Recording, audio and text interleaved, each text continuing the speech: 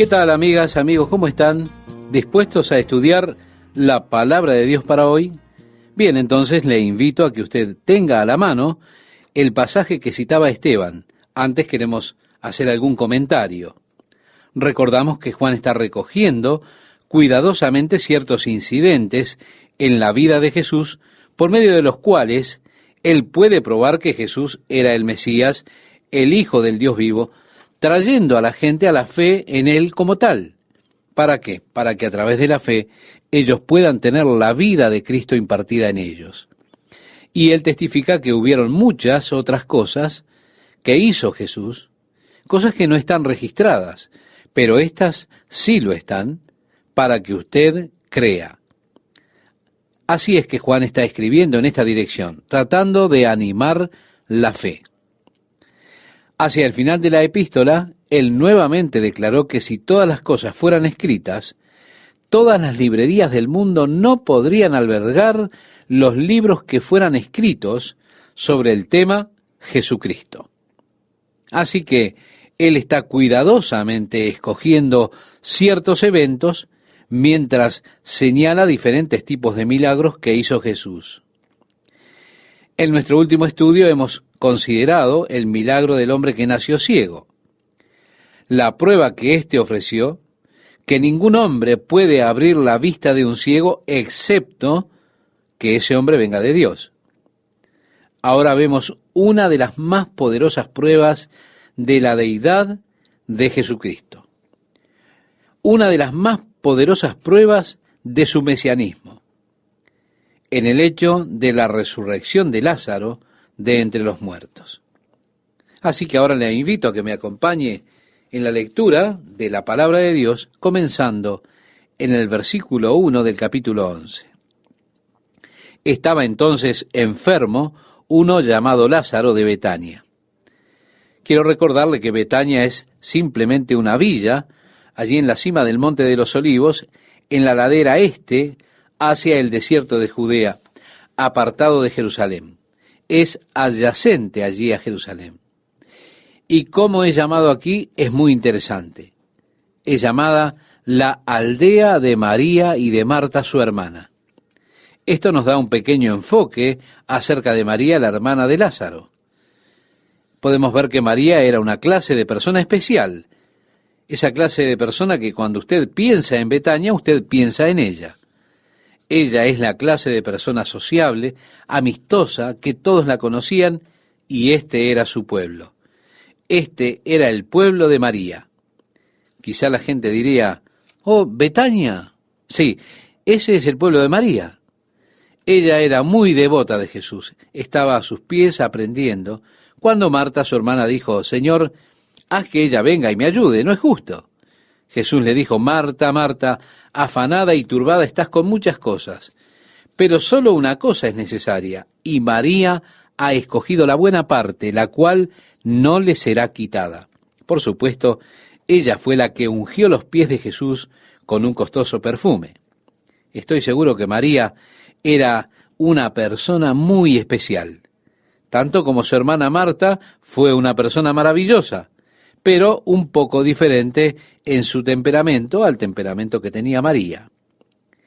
Continuamos leyendo, María, cuyo hermano Lázaro estaba enfermo, fue la que ungió al Señor con perfume y le enjugó los pies con sus cabellos. Así que Juan está identificando para nosotros que es María, porque de hecho en el Nuevo Testamento, estimado oyente, hay probablemente 4 Marías que están involucradas en la historia de Jesús. Por supuesto, su madre. También María Magdalena, María la hermana de Lázaro y María la esposa de Cleofás.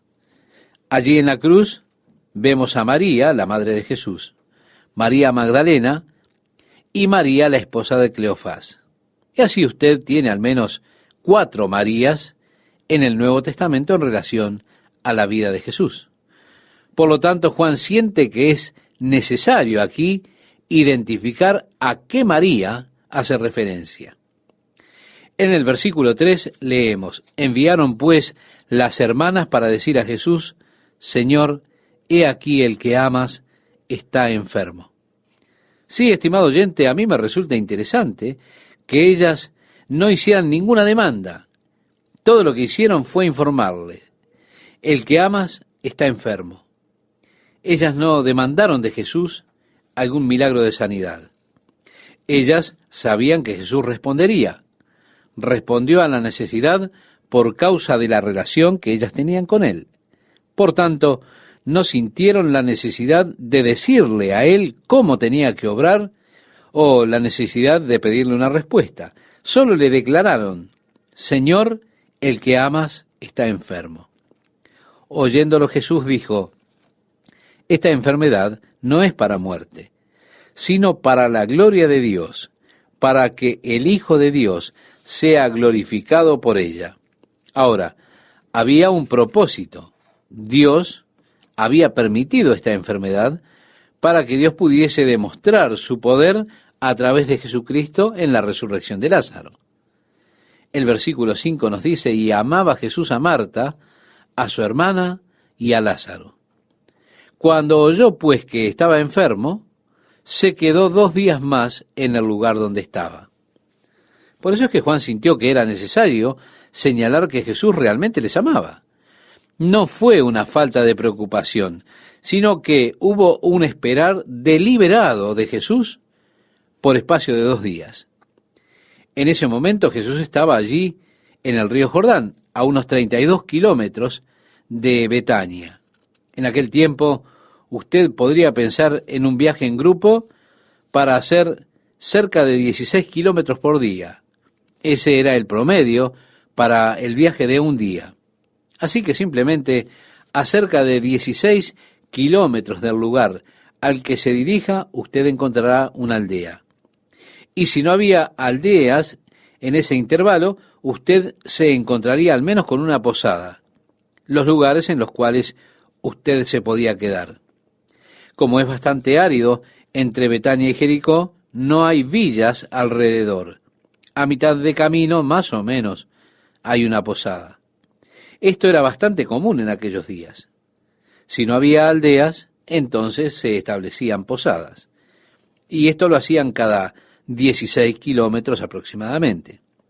¿Por qué? Porque su meta sería abarcar un recorrido de 16 kilómetros al día. Al final, esa posada estaba allí y usted podía llegar a ese lugar y tenía un área como un patio. Una posada precisamente no era como un hotel, ninguna de ellas. Todo lo que era una posada era un área amurallada con una pequeña casa donde el dueño de la posada vivía. Y había un patio con una fuente en el medio. Usted podía ponerse cerca del muro, protegerse del viento. Era un lugar para pasar la noche, tener agua, pero allí no le hacían provisión de comida. Simplemente le daban un techo, era todo lo que había, y no muy cubierto tampoco. Así que estando en el río Jordán, Jesús estaba a 2 días de camino a Betania. Ellos le enviaron el mensaje a Jesús. Pensemos, le llevó 2 días a sus mensajeros llegar de Betania al río Jordán. Luego Jesús recibió el mensaje y se quedó 2 días más en el río Jordán antes de comenzar sus 2 días de viaje de regreso a Betania. Así que aproximadamente usted tiene, estimado oyente, aquí cerca de 6 días que se incluyen en este relato. Tal vez el mensaje decía: recorre todo el camino en un día, pero el hecho es que se quedó 2 días extra, luego que el mensaje fue enviado a Jesús y después él arribó a Betania. Pero quiero que note que fue una demora deliberada por parte de Jesús.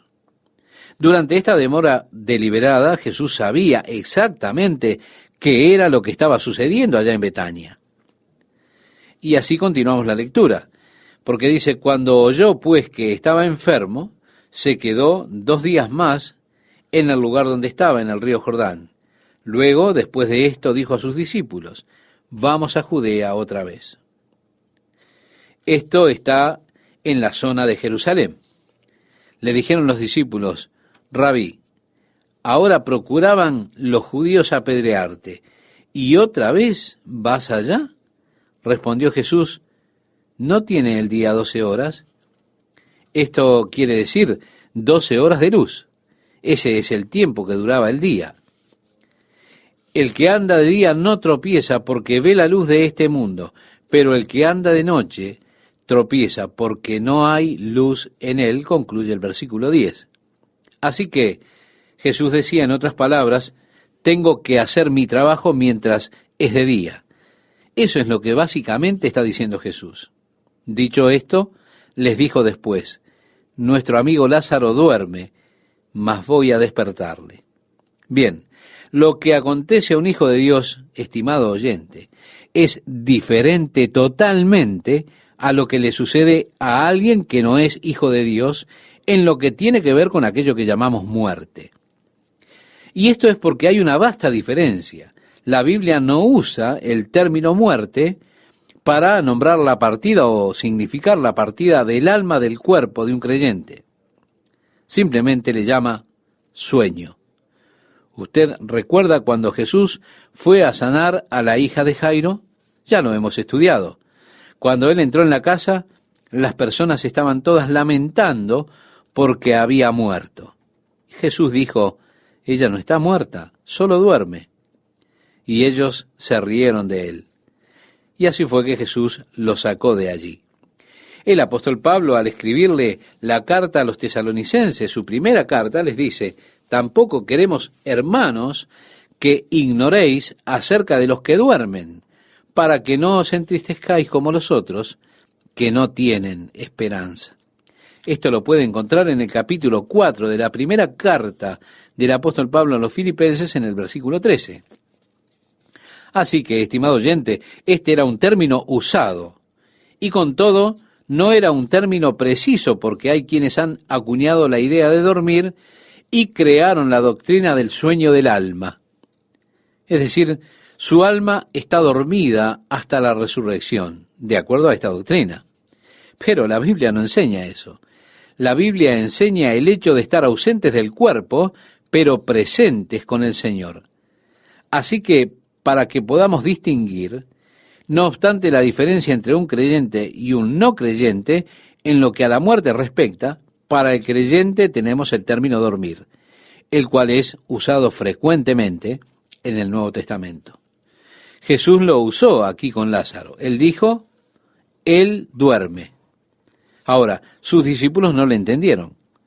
Ellos pensaron en dormir como nosotros dormimos. Así que ellos dijeron, bueno, si duerme, debe estar mejor. Pero Jesús decía esto de la muerte de Lázaro, y ellos pensaron que hablaba del reposar del sueño. Entonces Jesús les dijo claramente, Lázaro ha muerto, y me alegro por vosotros de no haber estado allí para que creáis. Ahora, como dijo Juan, estas cosas que él registró fueron hechas para que creamos. Así que Jesús está nuevamente llamando a sus obras como testigos de su deidad. Él decía, creedme que yo soy en el Padre, y el Padre en mí. De otra manera, creedme por las mismas obras. Esas obras que hago, él dijo, testifican de mí. Ahora, estoy contento, decía en otras palabras, por vuestra causa estoy aquí, porque de haber estado allí en Betania, yo hubiese sanado su enfermedad. Hubiese sido un glorioso milagro, pero Jesús quería un milagro más glorioso. Él esperó hasta que Lázaro murió. De hecho, él esperó hasta que lo sepultaron. Mire, allí tenían la costumbre de enterrar el mismo día que moría a la persona. Así que Jesús dijo, me alegro por vosotros de no haber estado allí para que creáis. Así que, no obstante, vayamos a él. Tomás probablemente no entendió completamente qué es lo que estaba aconteciendo a estas alturas, y él sintió que él tenía que decir algo. Y mire, por lo general, cuando uno dice algo sin saber lo que decir en realidad, lo que dice es algo tonto. Alguien dijo, es mejor mantener la boca cerrada y que la gente piense que uno es tonto, a tenerla abierta y que no le quepan dudas de que es así. En el versículo 16 leemos, dijo entonces Tomás, llamado Dídimo, a sus condiscípulos, vamos también nosotros para que muramos con él. ¿Recuerda lo que dijeron, estimado oyente? Señor, ¿por qué quieres volver allí? La última vez que estuviste allí trataron de apedrearte. Y probablemente le están diciendo, Señor, es una tontería que vayamos allí. Te van a matar. Dicho de otro modo, bueno, si él quiere volver, volvamos y muramos con él. Vamos a la muerte. Eso es lo que estaban diciendo en un sentido. El versículo 17 leemos y nos dice, vino pues Jesús y halló que hacía ya 4 días que Lázaro estaba en el sepulcro. Betania estaba cerca de Jerusalén, como a 15 estadios. Un estadio es como una octava parte de una milla, así que hay 2 millas desde Jerusalén a Betania. Y muchos de los judíos habían venido a María y a Marta para consolarlas por su hermano. Entonces Marta, cuando oyó que Jesús venía, salió a encontrarle, pero María se quedó en casa. Ahora, Betania está cerca de la cumbre del Monte de los Olivos, como hemos considerado en la ladera este, y usted puede ver desde Betania todo el camino hacia el Mar Muerto. Usted puede ver el camino de Jericó de kilómetros serpenteando sobre los montes de Jerusalén. Y así es que usted está mirando desde Betania y puede ver a la gente a gran distancia. Fue así que ellos vieron una compañía de personas que venía, se dieron cuenta que debía ser Jesús, Jesús con sus discípulos. Y así Marta dejó a la gente que se juntó para lamentar y vino por el camino y se encontró con Jesús antes que él llegase a Betania. Y le dijo, Señor, si tú hubieses estado aquí, mi hermano no hubiese muerto. Quizá dijo esto con amargura en su voz, sin lugar a duda, con desilusión. Señor, ¿dónde estabas? Señor, ¿por qué no respondiste? Fue realmente una especie de reproche. Señor, si tú hubieses estado aquí, mi hermano no hubiese muerto. ¿Por qué no viniste, Señor, cuando te llamamos? ¿No te das cuenta de que han pasado 6 días desde que te enviamos el mensaje? Pero como leemos el versículo 22, dice, mas también sé ahora que todo lo que pidas a Dios, Dios te lo dará. Ahora, aquí hay una tremenda expresión de fe, pero no pienso que Marta estaba esperando la resurrección de su hermano. Con todo, aquí hay una declaración importante de fe, quizá una sugerencia. Señor, tú sabes, quizá en una de esas, todo lo que pidieres al Padre sé que te lo dará. Y puede ser que ella esté sugiriéndole a estas alturas que él lo levantase de los muertos. Dijo, oh, él ha estado allí durante 4 días, ya huele mal. Pero podría ser que de alguna manera Marta tuviese esa clase de fe que dice, Señor, sé que cualquier cosa que tú pidas al Padre, Él te la dará. Jesús le dijo, tu hermano resucitará. Marta le dijo, yo sé que resucitará en la resurrección en el día postrero. Le dijo Jesús, yo soy la resurrección y la vida. El que cree en mí, aunque esté muerto, vivirá. Y todo aquel que vive y cree en mí, no morirá eternamente. ¿Crees esto?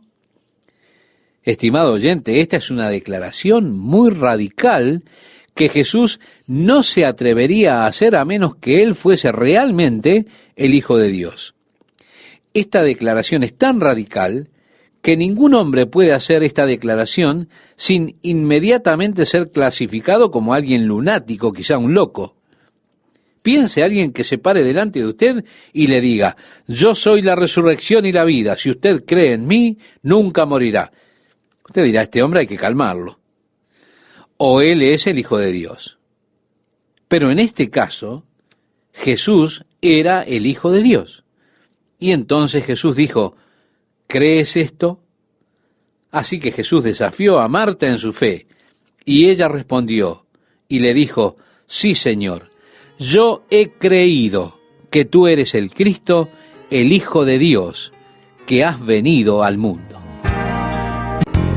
Qué alegría estar con ustedes nuevamente, amigas, amigos de la Palabra de Dios para hoy. ¿Están con deseos de estudiar?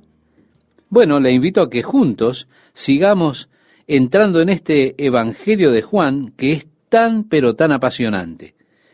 Vamos a seguir con la lectura que citaba Esteban.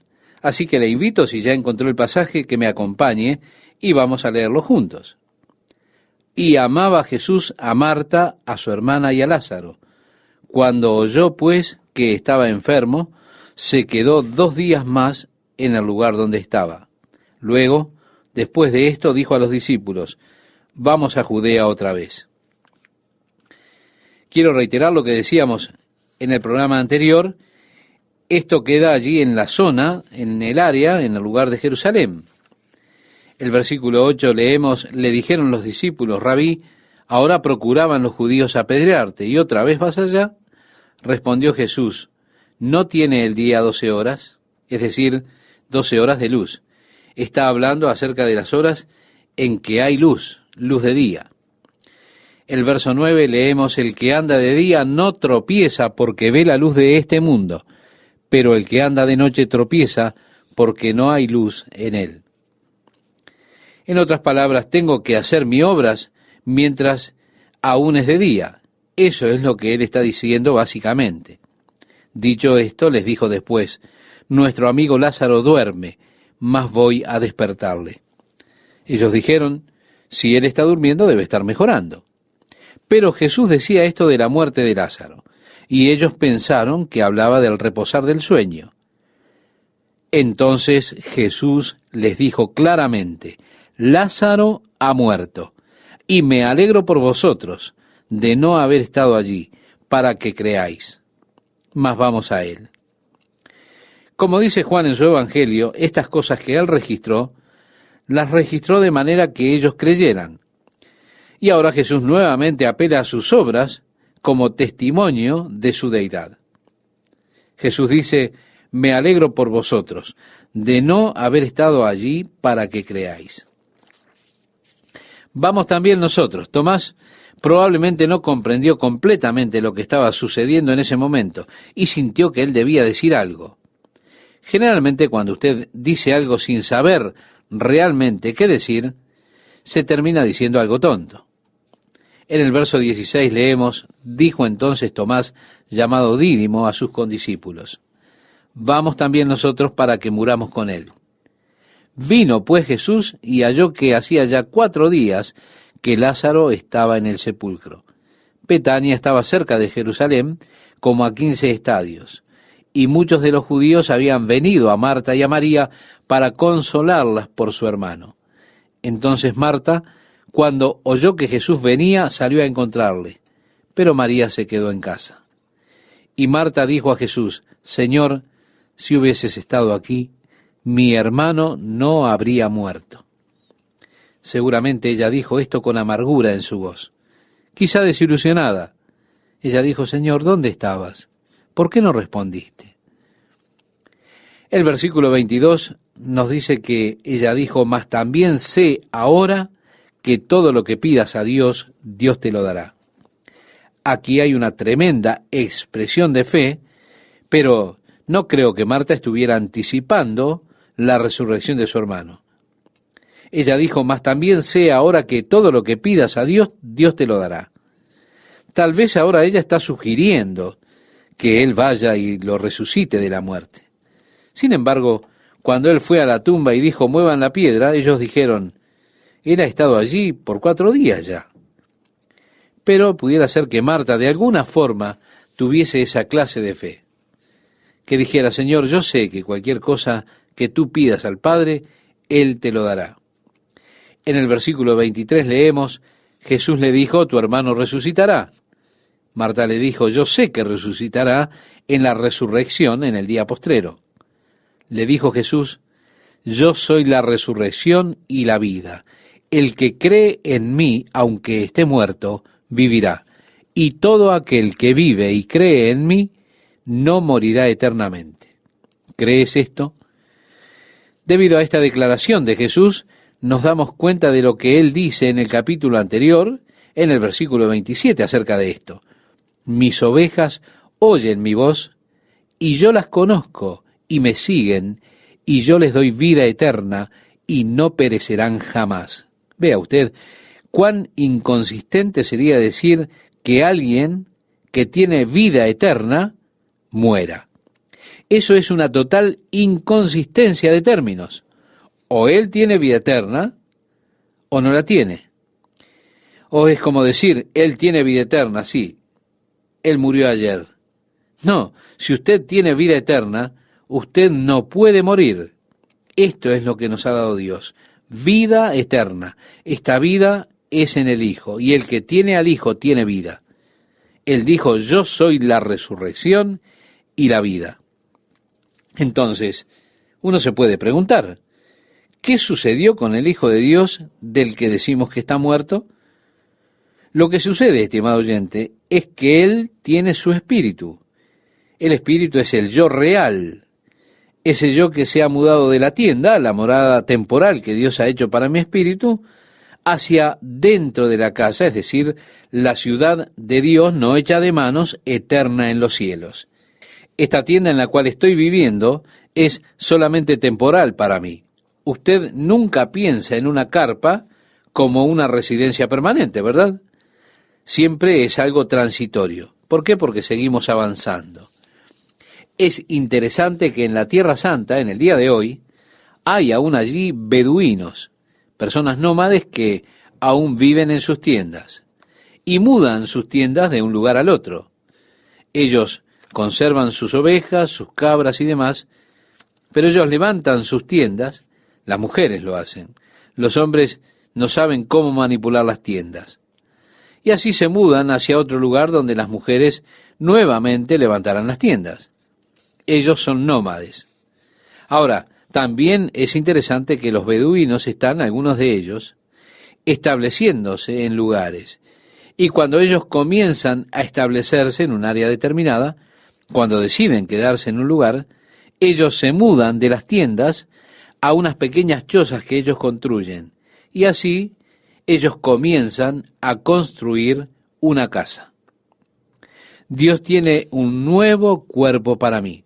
Es un cuerpo que está diseñado para el ambiente celestial.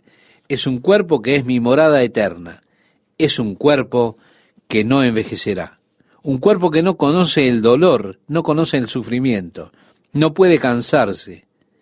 El nuevo cuerpo, el edificio de Dios, no hecho de manos, eterno en los cielos. Mire, estimado oyente, ahora yo estoy viviendo en este cuerpo que está diseñado para el ambiente de la tierra. Pero Dios tiene un nuevo cuerpo para mí que está diseñado para las condiciones ambientales del cielo. Yo debo tener una metamorfosis, debo tener un cambio de cuerpo. Ahora pensamos en las orugas, las cuales atraviesan un proceso de metamorfosis. Su cuerpo está diseñado para el suelo. Ellas tienen esas pequeñas patas y se arrastran por el campo, atraviesan las rutas. Piense al atravesar las carreteras sobre el asfalto. Yo puedo imaginar a esas pequeñas orugas pensando ellas mismas, oh, qué duro es tener estas patas tan calientes. ¿Cómo desearía volar? Esto realmente está muy caliente, si pudiera volar. Pero la pobre pequeña oruga, su cuerpo no está diseñado para volar. Está diseñado solamente para arrastrarse por el suelo. El diseño aerodinámico no está allí. Ella no está diseñada para volar por el aire. Pero un día, esa pequeña oruga sube por la pared de su casa, exuda una goma, se adhiere a sí mismo bajo una ventana y comienza a crear un capullo a su alrededor. Si usted toma ese capullo y lo pincha, usted encontrará unos jugos que salen de él. Pero si usted lo deja seguir, luego de un periodo de tiempo, usted verá que ese capullo empieza a moverse. Usted querrá seguir observando, porque comenzará a moverse más y más y más. Luego ese capullo se romperá y dos bellas alas negras emergerán de él. Y la mariposa se posará luego sobre el capullo por un momento y después comenzará a volar. Ya no tiene más los pies calientes, porque ha tenido una metamorfosis. Ahora tiene un nuevo cuerpo, un cuerpo diseñado para un nuevo ambiente. Ahora puede estar donde antes no podía hacerlo. Si la pequeña oruga quisiera volar, no podría. Si ella se subiera a un árbol sobre una ramita y saltara, y se moviera tan rápido como pudiera, pero su cuerpo no está diseñado para volar, no podría hacerlo. Lo único que haría sería golpearse contra el suelo. Pero una vez que pasó esa metamorfosis, volar para ella es muy natural. Nosotros también. La Biblia dice que seremos cambiados. Experimentaremos una metamorfosis. Yo miro a mi alrededor y veo al mundo en el que vivimos. Veo la corrupción, el sufrimiento, el dolor, el abuso infantil, las amenazas, y digo, oh Dios, yo estoy cansado, es decir, tengo los pies calientes. Si pudiera volar, un día habrá una metamorfosis. Seremos transformados en un momento, en un parpadeo, porque esta corrupción debe convertirse en incorrupción. Esto mortal debe volverse inmortal. Sí, estimado oyente, tendré un nuevo cuerpo, no moriré. Oh, las personas tal vez digan, Chuck Smith ha muerto. Pero no, no es así. Créame, solo me he mudado a un cuerpo nuevo, el edificio de Dios, no hecho de manos, eterno en los cielos. Así que ha ocurrido la metamorfosis. Yo tengo el nuevo cuerpo diseñado para existir en un ambiente totalmente nuevo. Y ahora moro allí, como dijo David, en la casa del Señor por siempre. Jesús dijo, todo aquel que vive y cree en mí no morirá, no perecerá. Yo les he dado vida eterna. Y es imposible, reitero, que una persona con vida eterna pueda morir. Si no, lo que recibió no sería vida eterna. Todo lo que es un cambio para mejorar, para estar seguro. Pero esto es mudarse de la tienda a la casa, de lo temporal a lo permanente, de lo restringido a lo irrestricto. Realmente sería fascinante para nosotros descubrir lo que la nueva vida y el nuevo cuerpo serán con Jesús. Quiero comentarle, yo tengo un hermano que fue un gran pensador, que ahora ya está con el Señor. Estoy ansioso por verlo, porque estoy seguro que él comprende más las cosas, más que otras personas que no las han experimentado. Él fue uno que exigió su cuerpo hasta el límite. No tenía miedos. Siempre estaba exigiendo su cuerpo al límite. Yo estoy ansioso por ver lo que él puede hacer en ese cuerpo nuevo. Una casa no hecha de manos, eterna en los cielos. Así que esa es la esperanza gloriosa. Jesús dijo, ¿crees esto? Y Marta dijo, sí, Señor, creo. Habiendo dicho esto, fue y llamó a María, su hermana, diciéndole en secreto, el maestro está aquí y te llama. Ella, cuando lo oyó, se levantó deprisa y vino a él. Jesús todavía no había entrado en la aldea, sino que estaba en el lugar donde Marta le había encontrado. Entonces los judíos que estaban en casa con ella y la consolaban, cuando vieron que María se había levantado deprisa y había salido, la siguieron diciendo, va al sepulcro a llorar allí. María, cuando llegó a donde estaba Jesús, al verle, se postró a sus pies diciéndole, Señor, si hubieses estado aquí, no habría muerto mi hermano. ¿Se da cuenta? Jesús recibe ahora la acusación de la otra hermana. Marta le dijo lo mismo, Señor, ¿dónde estabas? ¿Por qué no respondiste? Si tú hubieses estado aquí, las cosas serían diferentes. Y ahora recibe estas palabras de María. Jesús entonces, al verla llorando, esto es lo que dice el versículo 33, Jesús se dio cuenta del dolor, del sufrimiento por el que ella estaba pasando, y Jesús amaba a Marta. Él vio en ella el dolor de las limitaciones humanas. El versículo 33 nos dice, Jesús entonces al verla llorando, y a los judíos que la acompañaban también llorando, se estremeció en espíritu y se conmovió. Le preocupó ver la angustia de la humanidad, y dijo, ¿dónde le pusisteis? Le dijeron, Señor, ven y ve. Jesús lloró.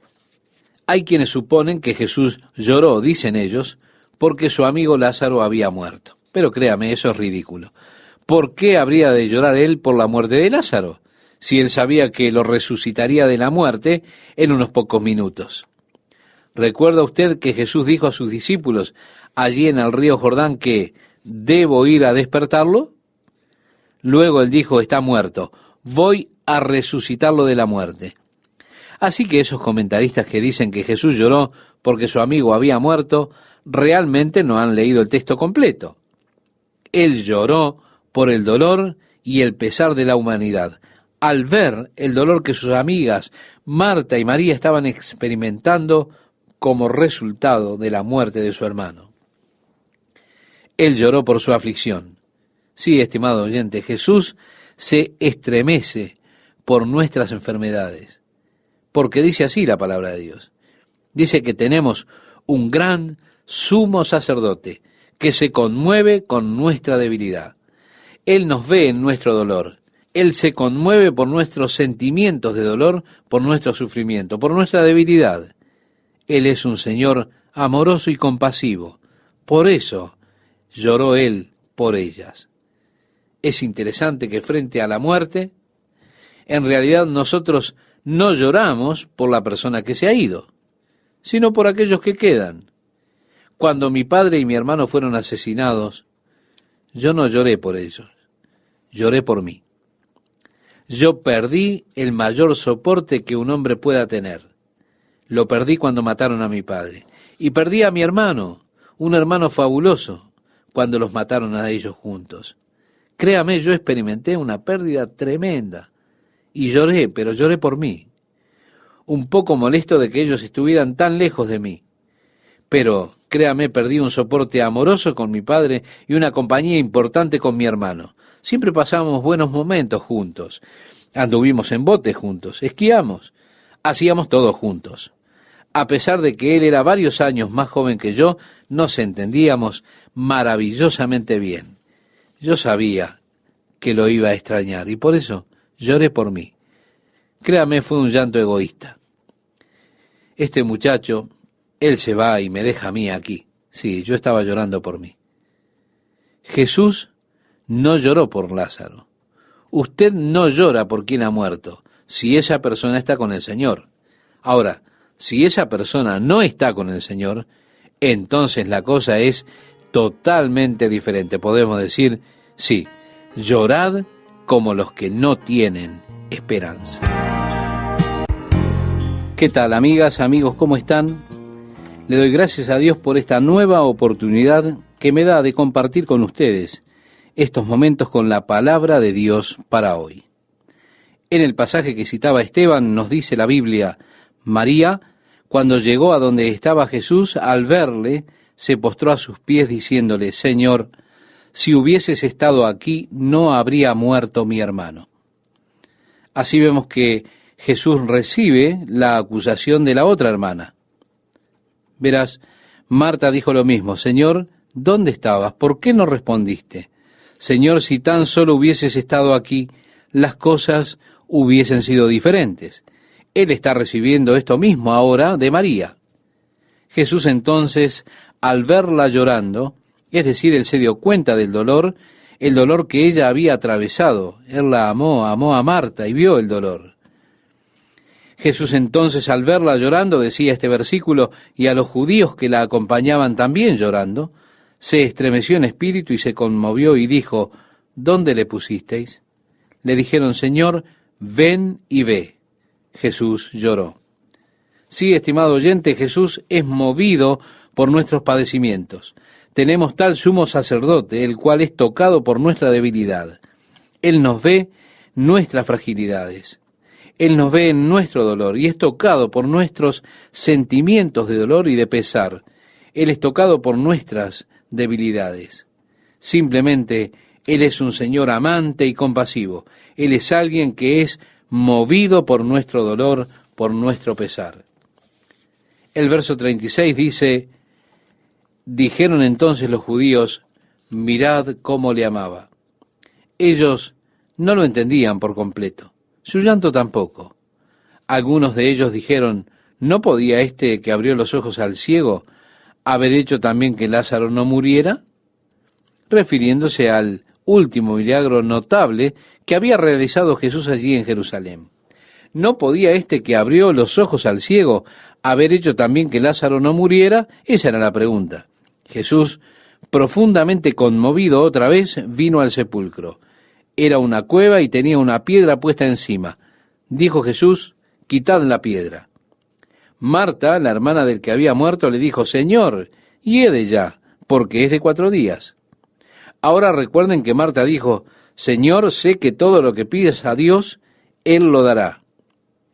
Dijo Jesús: quitad la piedra.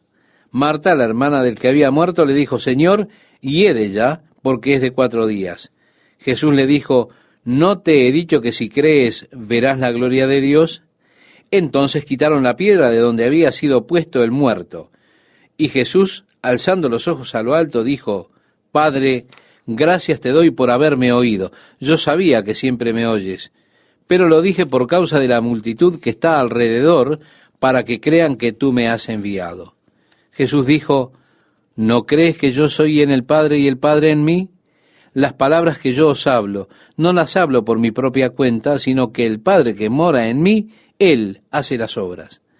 Ahora Él está dando otra grandiosa prueba de que el Padre está en Él y Él en el Padre, y de que Él es uno con el Padre. Él está ofreciendo otra gran prueba. Y así que simplemente estoy diciendo esto, Padre, no por mi causa, sino por causa de las personas que están aquí, para que ellas crean que me has enviado. Y habiendo dicho esto, clamó a gran voz: Lázaro, ven fuera. Un comentarista ha dicho que si él simplemente decía sal fuera, todo el cementerio hubiese resucitado. Así que él dijo: Lázaro, sal fuera. Y el que había muerto salió, atadas las manos y los pies con vendas, y el rostro envuelto en un sudario. Jesús les dijo: desatadle y dejadle ir. Entonces muchos de los judíos que habían venido para acompañar a María y vieron lo que hizo Jesús, creyeron en él. Pero algunos de ellos fueron a los fariseos y les dijeron lo que Jesús había hecho. Entonces los principales sacerdotes y los fariseos reunieron el concilio y dijeron: ¿qué haremos? Porque este hombre hace muchas señales. Si le dejamos así, todos creerán en él y vendrán los romanos y destruirán nuestro lugar santo y nuestra nación. Juan nos da aquí un poco de perspectiva acerca de la conspiración para condenar a muerte a Jesús. Sucedió que estos líderes estaban temerosos de su posición. ¿Se dan cuenta? Ellos decían: ya no seremos más hombres de influencia, perderemos nuestros empleos, perderemos nuestra posición. ¿Qué es lo que vamos a hacer? Tenemos que hacer algo, si no, nuestros empleos están siendo amenazados. Entonces Caifás, uno de ellos, sumo sacerdote de aquel año, les dijo: vosotros no sabéis nada, ni pensáis que nos conviene que un hombre muera por el pueblo y no que toda la nación perezca. Juan está diciendo que él no entendía lo que decía plenamente. Él era el sumo sacerdote y por causa de estar en esa posición, él ahora estaba profetizando que un hombre debía morir por la nación. Una muy interesante profecía, ¿verdad? El sumo sacerdote más tarde ofreció otra profecía cuando Jesús estaba allí colgando en la cruz. Él dijo: a otro salvó, él mismo no se puede salvar. Muy cierto, si él se salvaba a sí mismo, él no podía salvar a otros. No puede hacer ambas cosas en esa posición. Si Jesús se bajaba de la cruz, no podía salvarnos a nosotros. Así que él dijo: a otro salvó, pero él no se puede salvar. Otra declaración muy interesante y además muy cierta, porque el sumo sacerdote hablaba proféticamente. ¿No se dan cuenta? ¿Es necesario que un hombre muera para que toda la nación no perezca? Morir por la gente para que toda la nación no perezca. De eso se trató la profecía que dijo este sumo sacerdote. Así que Juan está señalando que él no está diciendo esto de sí mismo, como dice el verso 51. Esto no lo dijo por sí mismo, sino que como era el sumo sacerdote aquel año, profetizó que Jesús había de morir por la nación. Y no solamente por la nación, sino también para congregar en uno a los hijos de Dios que estaban dispersos. Así que desde aquel día acordaron matarle. Por tanto, Jesús ya no andaba abiertamente entre los judíos, sino que se alejó de allí a la región contigua al desierto, a una ciudad llamada Efraín, y se quedó allí con sus discípulos. Jesús volvió hacia el río Jordán. No se quedó en los alrededores de Jerusalén después de la resurrección de Lázaro. El verso 55 dice, y estaba cerca la Pascua de los judíos, y muchos subieron de aquella región a Jerusalén antes de la Pascua para purificarse. Era necesario, estimado oyente, pasar a través de esos rituales de purificación para participar de la Pascua. Usted debía ir hacia Jerusalén y hacer votos delante del Señor y también estos rituales. ¿Recuerda cuando el apóstol Pablo regresó a Jerusalén? Estaba llegando a una fiesta que Pablo estaba deseando entrar en Jerusalén para esa fiesta. Así que cuando arribó, él pasó por estos rituales de la purificación. Allí fue cuando alguien de Asia le identificó y dijo, oigan, ¿no es ese el hombre que ha estado predicando a los gentiles por todas partes? Y levantaron una gran contienda en contra de Pablo cuando le vieron en el templo para estos rituales. Así que muchos de los judíos iban más temprano para hacer esto y para participar luego en las fiestas. Y leemos, buscaban a Jesús, y estando ellos en el templo se preguntaban unos a otros, ¿qué os parece? ¿No vendrá a la fiesta? Y los principales sacerdotes y los fariseos habían dado orden de que si alguno supiese dónde estaba, lo manifestase para que le prendiesen. 6 días antes de la Pascua, vino Jesús a Betania donde estaba Lázaro, el que había estado muerto, y a quien había resucitado de los muertos. Y le hicieron allí una cena. Marta servía, típico de Marta, y Lázaro era uno de los que estaban sentados a la mesa con él. Entonces María tomó una libra de perfume de nardo puro, de mucho precio, y ungió los pies de Jesús, y los enjugó con sus cabellos, y la casa se llenó del olor del perfume. Típico de María, adorando. Marta, trabajando. Esto, estimado oyente, muestra todas las clases de personas. Y Dios ha construido en nuestro carácter estas mismas cualidades. Marta, sierva ocupada. María, adoradora ocupada. El versículo 4 del capítulo 12 leemos, dice así, y dijo uno de sus discípulos, Judas Iscariote, hijo de Simón, el que le había de entregar, ¿por qué no fue este perfume vendido por 300 denarios y dado a los pobres? De hecho, era bastante caro ese perfume. 300 denarios. 300 centavos, para que usted tenga idea, 300 centavos era la paga de un día para un obrero. Así que usted tiene al menos el pago de un año aquí. Y nos dice que este perfume podría haber sido vendido por ese precio. El verso 6 nos dice, pero esto dijo, no porque se cuidara de los pobres, sino porque era ladrón, y teniendo la bolsa, sustraía de lo que se echaba en ella. Ahora, es desafortunado que en la traición, toda esta escena en la película Jesucristo Superstar, trataron de hacer a Jesús una clase de persona muy fastuosa viviendo en la opulencia. Nadie se preocupa del pobre y Judas allí se vuelve el héroe. Él es el reformador social y el hombre que se preocupa del pobre y demás. No le hacen verdadera justicia al texto bíblico y lo que tiene usted que asumir es deliberado porque está allí. A Judas realmente no le importaban los pobres, a diferencia de cómo lo muestran en esa película. Él no era ese hombre maravilloso, preocupado por cuestiones sociales, no. Él era un ladrón. Él llevaba la bolsa y había estado robando dinero de la bolsa. Esa es la única razón de por qué él quería vender ese perfume y poner el dinero en la bolsa. No era la clase de persona que ellos trataron de retratar en esta película. El versículo 7 leemos, entonces Jesús dijo, déjala. Para el día de mi sepultura ha guardado esto, porque a los pobres siempre los tendréis con vosotros, mas a mí no siempre me tendréis. Así que él hizo que Judas la dejase en paz a esta mujer. El versículo 9 nos dice, gran multitud de los judíos supieron entonces que él estaba allí, y vinieron, no solamente por causa de Jesús, sino también para ver a Lázaro, a quien había resucitado de los muertos. Pero los principales sacerdotes acordaron dar muerte también a Lázaro. Noten cuán malvados eran estos hombres. Pero los principales sacerdotes acordaron dar muerte también a Lázaro, hemos leído, ¿verdad? Eran realmente malvados. Porque a causa de él, muchos de los judíos se apartaban y creían en Jesús. Así fue que ellos trataron de eliminar la evidencia destruyendo a Lázaro. El siguiente día, grandes multitudes que habían venido a la fiesta, al oír que Jesús venía a Jerusalén, tomaron ramas de palmera y salieron a recibirle y clamaban: Hosana, bendito el que viene en el nombre del Señor, el Rey de Israel. Y así es que, sabiendo que Jesús habría de venir a Betania, teniendo que descender desde el monte de los Olivos, ellos fueron hacia el camino que viene de Betania, hacia el monte de los Olivos, al valle de Cedrón y a Jerusalén. Y como vino Jesús, ellos le saludaron sacudiendo las palmas.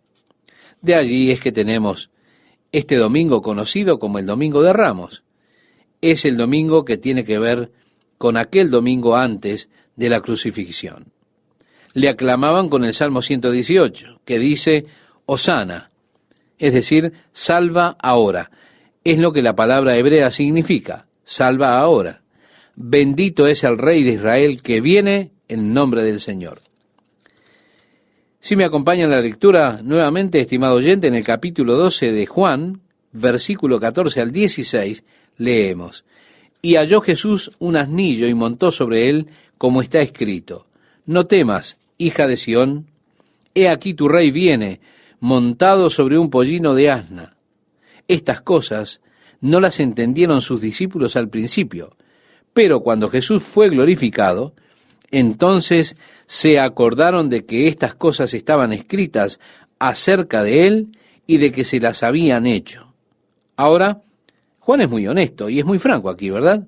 Él dijo: ustedes saben, no pensamos en esto hasta que él fue glorificado.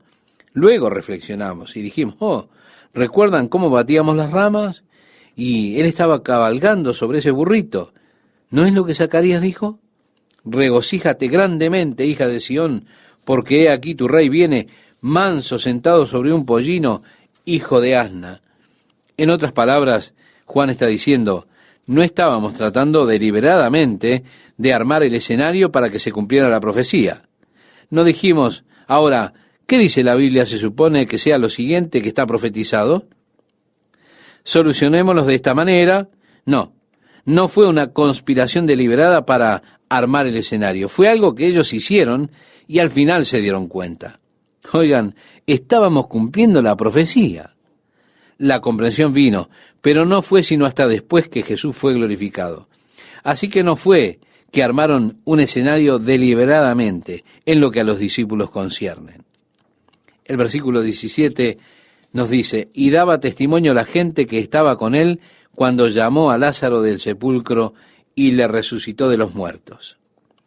Les estaban diciendo a todos acerca de este gran milagro de haber resucitado a Lázaro de entre los muertos, por lo cual también había venido la gente a recibirle, porque había oído que él había hecho esta señal. Quiero decir, esto realmente debió ser un comentario generalizado, este milagro de levantar a Lázaro de entre los muertos. De modo que todos estaban muy entusiasmados. Pero los fariseos dijeron entre sí: ya veis que no conseguís nada. Mirad, el mundo se va tras él. ¿No se dan cuenta que no estamos consiguiendo nada? Había ciertos griegos entre los que habían subido a adorar en la fiesta. Ellos podían adorar desde el patio de los gentiles, no podían entrar. Estos, pues, se acercaron a Felipe, que era de Betsaida de Galilea, y le rogaron diciendo: Señor, quisiéramos ver a Jesús. Felipe fue y se lo dijo a Andrés. Entonces Andrés y Felipe se lo dijeron a Jesús. Jesús les respondió diciendo: ha llegado la hora para que el Hijo del Hombre sea glorificado. De cierto os digo, que si el grano de trigo no cae en la tierra y muere, queda solo. Pero si muere, lleva mucho fruto. ¡Qué hermosa imagen, estimado oyente! Usted tiene allí un pequeño grano de trigo y lo deja ahí sobre la mesa. te puede volver en un año a partir del momento que lo dejó. Seguirá con todo siendo un pequeño grano de trigo allí sobre la mesa. Bueno, vuelva dentro de 10 años y encontrará que todavía será un grano de trigo que está sobre esa mesa. Pero, si usted pone este grano de trigo en el terreno, este muere. Y de esta muerte surge una nueva forma, un nuevo cuerpo, un nuevo tallo. Viene un nuevo germen del grano de trigo y muchas semillas. Y el potencial de una de las semillas de trigo es tremendo. Mire, leí en alguna parte que si usted toma el germen del grano y lo planta, y luego quita de ese germen todas las semillas que salen de él y lo vuelve a plantar, pienso que en el lapso de 10 años tendrá tantas semillas de trigo como para plantar cada acre de tierra de la superficie del planeta con trigo. Simplemente cada año plantando todo lo que viene de una planta. Usted verá, cuando Dios creó las plantas y demás, Él dijo, fructificad y multiplicaos, llenad la tierra. Seguramente el potencial está allí. De modo que Jesús está usando una pequeña ilustración bien elegida por Él, refiriéndose a su muerte. Miren, a menos que muera, solo queda. Pero si muere, lleva mucho fruto. Él está hablando de su muerte.